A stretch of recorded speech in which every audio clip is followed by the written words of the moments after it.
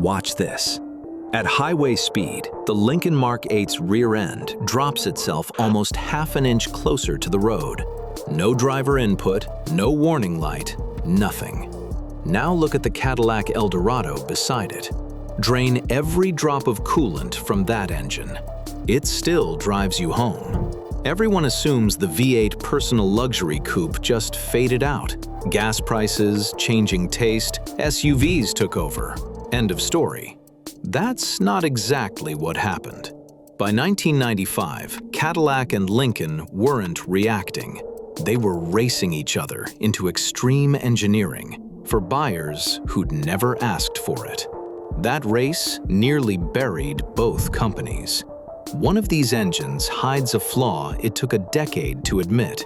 The other's real weakness was never under the hood. Here's what this video actually answers. How does building something brilliant become the reason you fail? For 3 decades, personal luxury coupe meant one formula: huge 2-door, marshmallow suspension, a V8 that made torque without trying.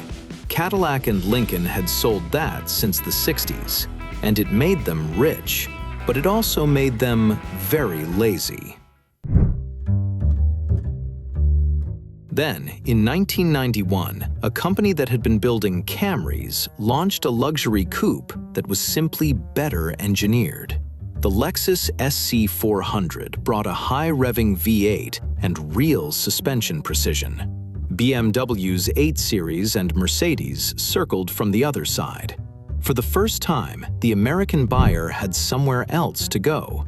Built by companies Detroit never took seriously. This wasn't a sales problem, it was an identity crisis. Now picture the boardroom meeting in this scenario. So, after some ego flexing, they decided to build 2 of the most radical V8s either company ever signed off on. And they didn't stop at the engine. Cadillac's answer? The Northstar. Aluminum, double overhead cams, 4 valves a cylinder, mounted sideways to drive the front wheels. 300 horsepower in the Eldorado Touring Coupe. Lincoln went the opposite way. The 4.6-liter InTech, Ford's first DOHC V8 ever in production.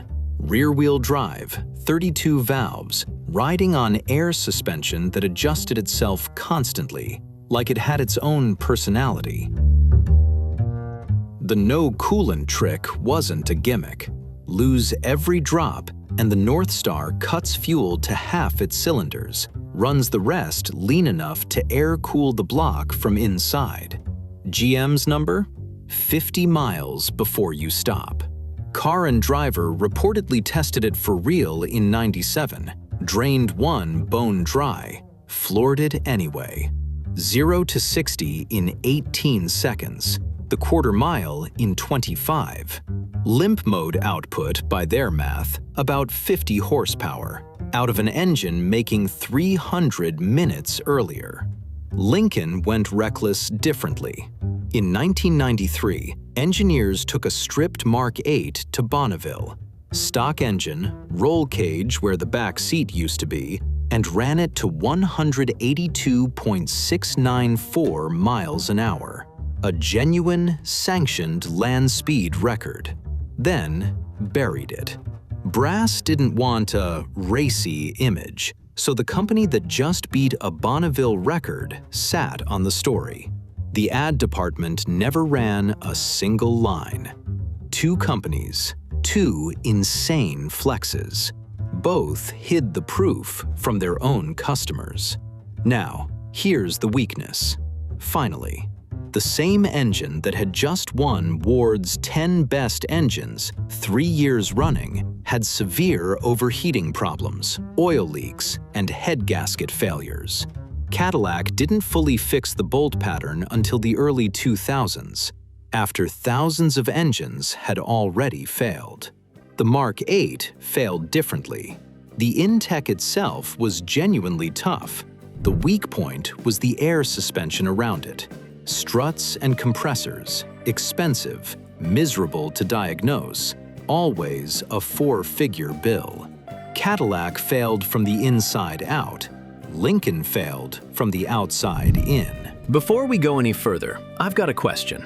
If you were handed the keys to one of these tomorrow, which one are you saving? The high-tech Cadillac with the Northstar gamble, or the Lincoln with the Mustang Cobra DNA hiding underneath? Drop your choice in the comments right now, because by the end of this story, you might completely change your mind. And if you enjoy automotive history that's less about horsepower and more about the engineering decisions, corporate mistakes, and forgotten machines that changed the industry forever, hit like, subscribe, and help this video reach the people who still remember when Detroit was willing to build something gloriously unnecessary. The real villain was never Lexus, BMW, or Mercedes. They just started the race. The car that actually ended the personal luxury coupe came from Cadillac and Lincoln themselves. The Navigator landed in 1998, Lincoln's first SUV, built on a Ford Expedition platform. It sold so fast that for one strange year, Lincoln briefly outsold Cadillac entirely. Cadillac's panic response took 10 months. The Escalade, badge engineered onto a GMC Yukon Denali for $1999. Here's the part nobody talks about. That 1998 sales race got ugly. Cadillac announced it had beaten Lincoln by exactly 222 vehicles on a sudden spike in December Escalade numbers. GM retracted the figures and apologized in writing the following spring, blamed on overzealous employees. Two of Detroit's most ambitious coupes lost their segment to a sales report, one that may have been faked. But the Lincoln's engineering didn't vanish. That DOHC architecture went on to power the Mustang Cobra and helped define the bloodline behind the Ford GT. Fast forward to now. A 1995 Eldorado Touring Coupe trades for $2,000 to $5,000. A Mark VIII LSC isn't far behind.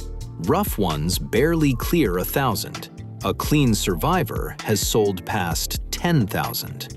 Cars that once fought to be America's most advanced V8 coupe now cost less than a used motorcycle. Lincoln built only 5,000 of those original LSCs. The very last ones became the first American production cars with HID headlights, direct current HID, while Europe ran AC. Nobody advertised that either. These cars got rescued, not just cheap. Pull a Northstar from a wrecked Eldorado, and it might end up in a Fiero mid-engine swap or a sandrail buggy. Bolt-in kits exist. Enthusiasts fixed the headbolt problem years before the factory did. Thread inserts, a weekend job now. Ford discontinued the Lincoln's air struts outright, so the modern fix is a conversion. Coils in, air out. Looking to buy one? Cadillac. Check the oil cap for milky residue and ask about thread inserts. Unfixed, it's not if, it's when. Lincoln. Ask if the suspension's original air or converted. Converted is the safer buy. So, which one deserves a second chance in someone's garage? Drop your verdict in the comments. The Cadillac handed you a genius failsafe on a flawed foundation, quietly fixed decades later by people who weren't even born when it first failed. The Lincoln handed you something nearly bulletproof, wrapped in the most complicated, most expensive way possible to fail, until somebody simply unwrapped it. Neither company lost because they built something bad. They lost because, for one brief, brilliant moment, they built something too good for the customers they had left.